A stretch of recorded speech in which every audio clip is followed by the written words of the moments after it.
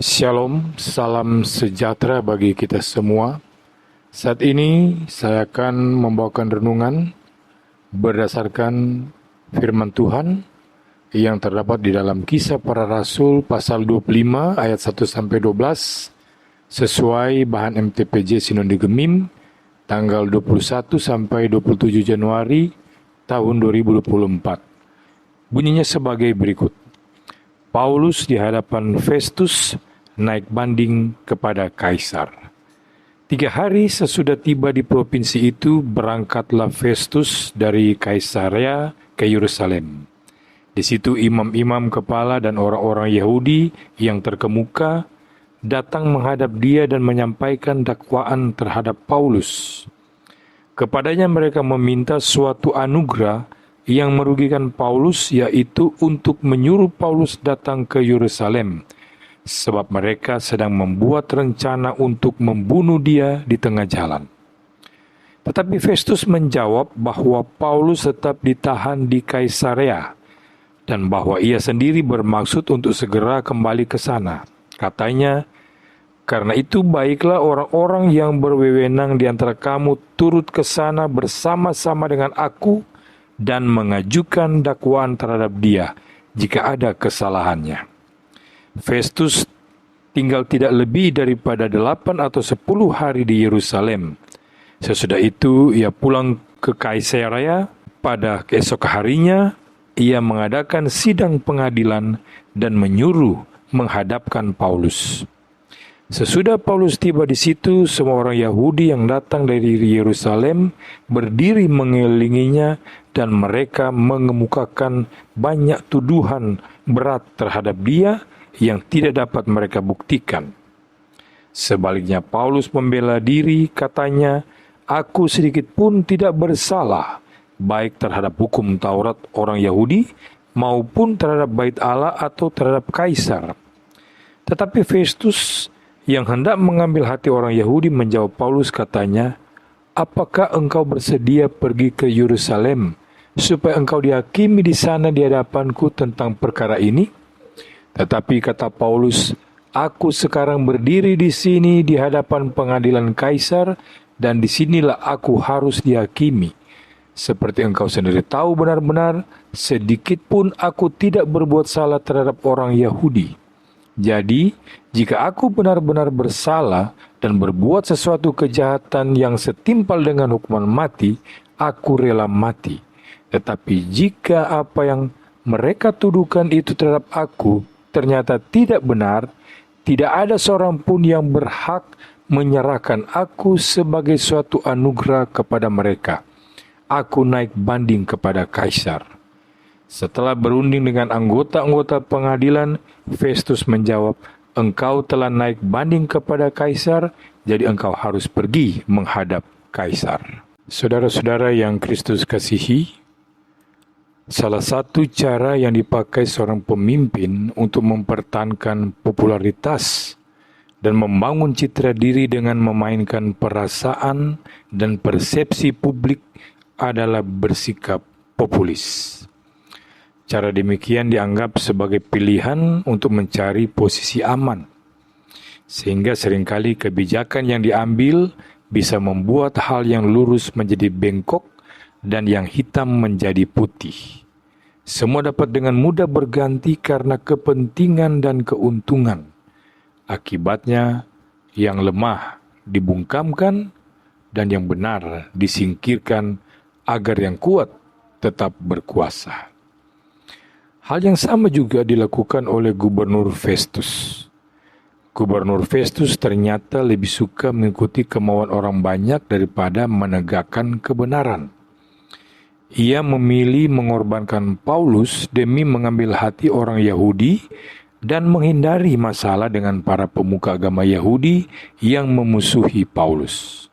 Padahal sebenarnya Paulus tidak bersalah, baik terhadap hukum Taurat, bait suci, maupun terhadap Kaisar. Orang Yahudi sendiri juga tidak dapat membuktikan kesalahan yang mereka tuduhkan. Dan Festus sendiri juga mengakui bahwa Paulus tidak bersalah. Karena itu Paulus menegur perbuatannya dan menuntut haknya sebagai warga negara Romawi dengan naik banding kepada kaisar. Festus sebagai wali negeri di Kaisarea tahu benar bahwa tidak ada alasan untuk menghukum Paulus. Sebab tuduhan yang dilakukan orang Yahudi terhadap Paulus sungguh bukan sebuah kejahatan. Namun meskipun Festus tahu yang benar, ia tidak berdiri di atas kebenaran. Festus adalah orang yang tidak punya prinsip dan lebih takut kepada manusia dan mencari posisi aman. Tetapi Festus yang hendak mengambil hati orang Yahudi berkata, "Apakah engkau bersedia pergi ke Yerusalem supaya engkau dihakimi di sana di hadapanku tentang perkara ini?" Sikap Festus menjadi peringatan untuk kita bahwa dalam hidup bermasyarakat dan di tengah arus dunia ini, apakah kita berani mengambil sikap tegas untuk taat menurut hukum, berdiri di atas kebenaran, tetapi lebih utama, kita harus menaati firman Tuhan daripada takut dan segan terhadap manusia. Kita tidak ikut-ikutan dengan segala hal yang tidak sesuai kebenaran dan memilih menjadi teladan bagi generasi zaman ini untuk melakukan nilai-nilai kebenaran. Banyak orang yang tahu kebenaran, tetapi hidupnya tidak sesuai dengan kebenaran. Milikilah hidup yang berintegritas.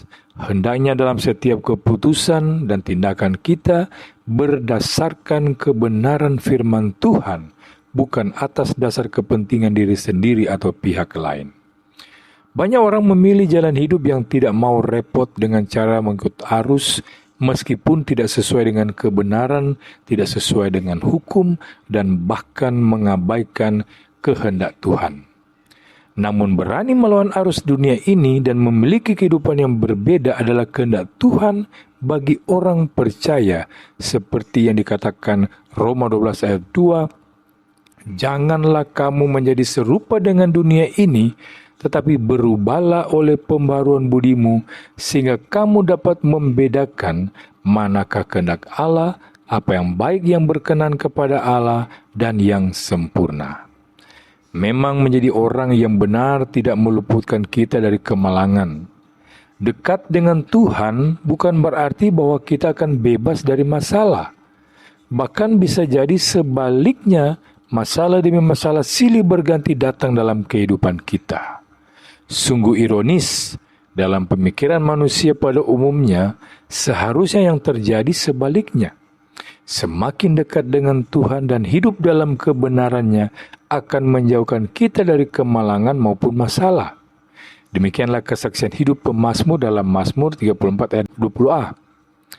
Gambaran dari pemazmur ini didukung oleh pengalaman Rasul Paulus.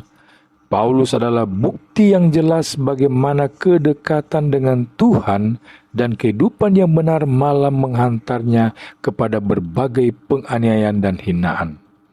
Lalu bagaimana respons Paulus? Apakah ia memilih mundur dari tugas yang Tuhan berikan oleh karena aniaya dan kemalangan yang dialaminya?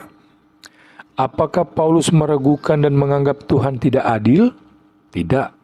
Sebaliknya, Paulus memperoleh keberanian untuk memberitakan Injil walaupun dengan perjuangan yang berat.